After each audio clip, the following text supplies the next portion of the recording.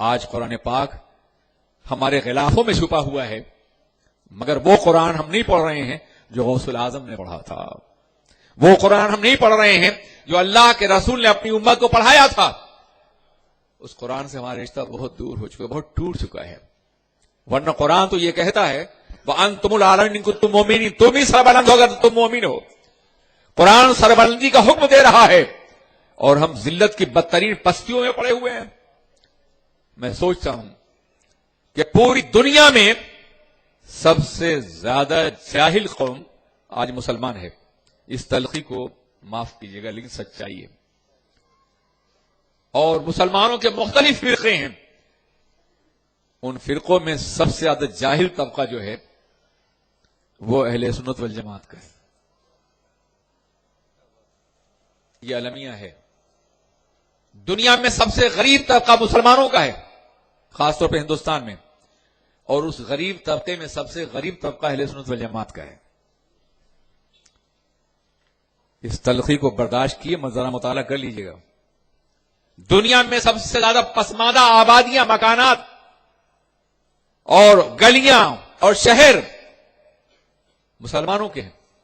پہلے جیسے زمینداروں کی آبادیوں میں چماروں کی آبادیاں ہوتی تھیں، ایسی آج غیروں کے مقابلے میں مسلمانوں کی آبادیاں ہو گئی، اور ان میں سب سے زیادہ غلیظ آبادیاں اہل سنت کی ہے۔ بڑا دعویٰ ہے آپ کو اپنے مسلک پر، ذرا ارد گرد کے ماحول کا جائزہ لیجیے اور غور کیجیے کہ آپ کھڑے کہاں ہیں، آپ کی حیثیت کیا ہے۔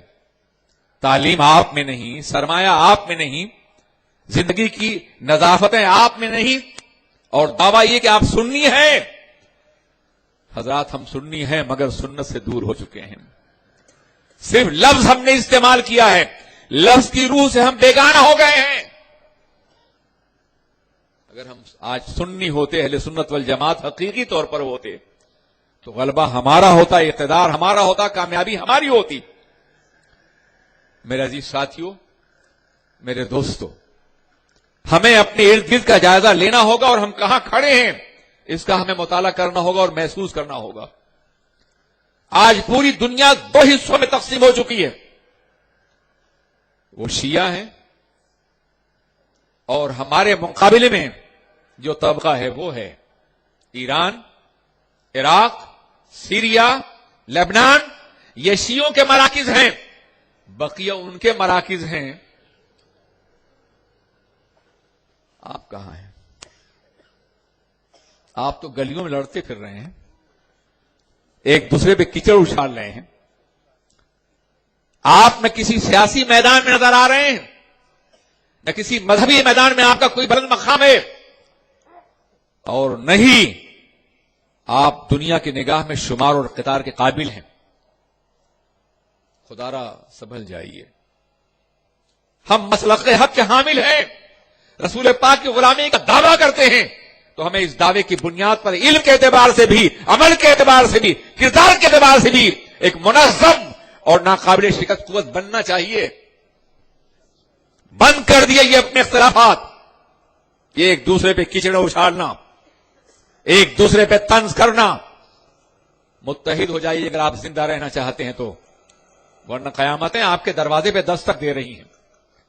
دنیا کا تمام سرمایہ باطل قوتوں کے ہاتھ میں ہے، وہ آپ کو کچل دینے کے لیے تیار ہیں، اور آپ آپس میں اختلاف کر رہے ہیں، آپ آپس میں لڑ رہے ہیں۔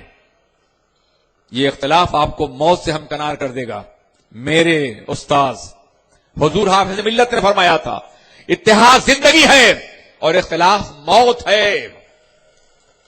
اتحاد زندگی ہے اور اختلاف موت ہے۔ کبھی آپ نے سوچا کہ ہمارے جسم اور روح میں اختلاف ہو جائے تو ہماری موت ہے، گھر میں اختلاف ہو جائے تو گھر کی موت ہے، ملک میں اختلاف ہو جائے تو ملک کی موت ہے، قوم میں اختلاف ہو جائے تو قوم کی موت ہے، جماعت میں اختلاف ہو جائے جماعت کی موت ہے، دنیا میں اختلاف ہو جائے دنیا کی موت ہے۔ زہر الفساد فی البر والبحر، اور جسم و روح میں اتحاد و جسم کی زندگی ہے، قوم میں اتحاد و قوم کی زندگی ہے، جماعت میں اتحاد و جماعت زندگی ہے، ملک میں اتحاد و ملک کی زندگی ہے۔ آپ موت کے راستے پہ بڑھ رہے ہیں یا زندگی کے راستے پر؟ کبھی آپ نے سوچا؟ کبھی آپ نے ایک لمحے کی غور کیا ہے؟ کبھی آپ نے محسوس کیا کہ آپ کس راستے بڑھ رہے ہیں؟ آج ہر طرف سے برائیوں کا طوفان ہے جو ہماری چٹان سے ٹکرا رہا ہے. ایک سمندر ہے برائیوں کا، مغربی افکار کا، مغربی تہذیب کا، اوریانیت کا، بدکرداری کا، گناہوں کا، عیاشی کا، شرک واضح کا. شرک آج میڈیا کے ذریعے سے، سینما کے ذریعے سے شرک کی تبلیغ ہو رہی ہے اور ہمارا بچہ لاشعوری طور پر متاثر ہو رہا ہے. یہ تمام برائیاں ہمارے سامنے ہیں اور ہم ایمان کے چٹان پہ کھڑے ہیں. اگر ایک دوسرے کو پش کریں گے سب ڈوب جائیں گے. ایک دوسرے کو سہارا دیں گے تو کبھی تو کوئی کشتی مدینے سے آئے گی اور ہم کو بچا لے جائے گی. We are pushing each other. ہم ایک دوسرے کو دھکا دے رہے ہیں. یہ ڈوب جانے کی علامتیں تو ہیں، یہ بچنے کی علامتیں نہیں ہیں. تم فقہی اختلافات کی بنیاد پر ایک دوسرے کو مورد الزام ٹھہرا رہے ہو. اگر تم مولوی ہو تو تمہیں اتنا تو ہوش ہوگا کہ کوئی بھی صفحہ تم ہدایہ کا اٹھا لو تمہیں اختلافات نظر آئیں گے. امام ابو یوسف نے یہ کہا، امام محمد نے یہ کہا، امام شافعی نے یہ کہا، امام اعظم نے یہ کہا، امام ظفر نے یہ کہا، امام ابو یوسف نے یہ کہا. اختلافات نظر آتی ہیں، نظر آتے تمہیں. اور اختلافات بھی ایسے نہیں جو معمولی ہوں.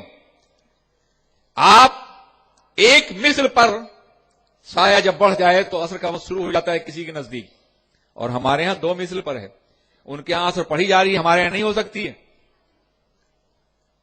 ہمارے ہاں شفق احمر ڈوب جائے تو عشاء کا وقت شروع نہیں ہوتا. ان کے ہاں شفق احمر ڈوب جائے تو عشاء کا وقت شروع ہو جاتا ہے. ان کے ہمارے ہاں مغرب ہو رہے ہیں، ان کے عشاء ہو رہی ہے. مگر دونوں سچ ہیں، دونوں کا احترام باقی ہے، دونوں لا نہیں رہتے. ہمارے ہاں قروء کا مفہوم اور ہے، ان کے ہاں اور ہے. ایک کے ہاں حیض کے خاتمے پہ شادی ہو سکتی ہے 3 حیض کے، دوسرے کے ہاں 3 طہر چاہیے. ایک کے ہاں شادی جائز ہے، دوسرے کا نہیں ہے. مگر سب صحیح ہے. کبھی آپ نے اس پہ لڑائی کی؟ فقہا نے قانون ہم کو دیا ہے.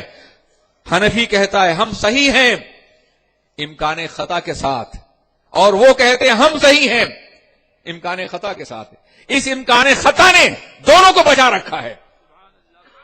اور آپ لڑائیاں کرتے پھر رہے ہیں. اور پھر علماء اختلاف کریں تو حق ہے. یہ جاہل گلیوں میں کیوں اختلاف کرتے پھر رہے ہیں؟ انہیں کیا حق ہے؟ بہت خوب، سبحان اللہ، بہت خوب. یہ جو کلمہ نہیں پڑھ سکتے صحیح طور پر، یہ جو سورہ فاتحہ کی تلاوت نہیں کر سکتے صحیح طور پر، یہ جنہیں قرآن کے احکام تو کیا ہے، نماز کے احکام نہیں معلوم ہے، ان سے پوچھ لو کہ نماز کے فرائض کیا ہیں، جواب نہیں دے سکیں گے. یہ علماء پہ تنقیدیں کرتے پھر رہے ہیں. بدل ڈالیے اپنا انداز ورنہ ڈوب جائیں گے آپ. ہم سب اہل سنت والجماعت ایک ہیں، چشتی ہو، قادری ہو، شاذلی ہو، حنفی ہو، اشرفی ہو، رضی ہو، مارحوی ہو، ہم سب غلامان مصطفیٰ ہیں.